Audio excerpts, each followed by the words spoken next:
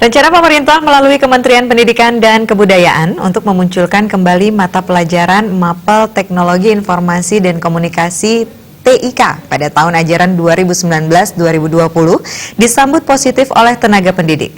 Rencananya nama Mapel akan berganti menjadi Informatika.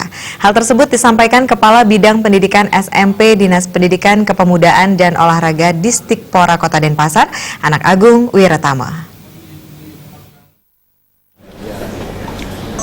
Mata pelajaran Mapel Teknologi Informasi dan Komunikasi TIK dihapus dari daftar pelajaran siswa seiring diberlakukannya kurikulum 2013 beberapa waktu lalu. Namun tahun depan pemerintah akan menghidupkan kembali mata pelajaran tersebut dengan nama baru, yaitu Informatika. Kepala Bidang Pendidikan SMP Dinas Pendidikan Kepemudaan dan Olahraga Distikpora Kota Denpasar, Anak Agung Wiratama menyambut baik dimunculkannya kembali Mapel Informatika ini karena dipandang sangat penting. Mapel Informatika ini diperlukan untuk menyiapkan anak didik dalam menghadapi UNBK, sehingga para peserta didik tidak gagap teknologi. Ya, nah, ini penting sekali karena untuk menyiapkan anak-anak kita UNBK ini.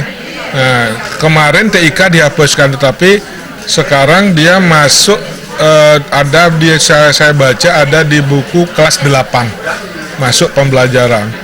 Nah, ini memang perlu adanya pembelajaran TIK kembali dari kelas 1 sampai kelas 3 karena ini sangat bermanfaat untuk menyiapkan anak-anak kita untuk UNBK.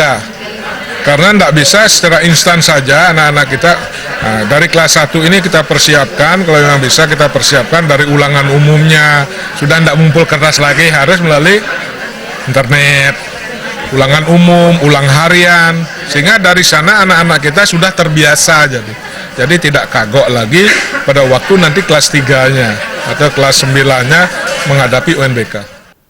Selain di tingkat SMP, Mapel Informatika ini juga akan kembali ditetapkan di jenjang pendidikan SMA pada tahun ajaran 2019-2020. Joko Andika, Bali TV.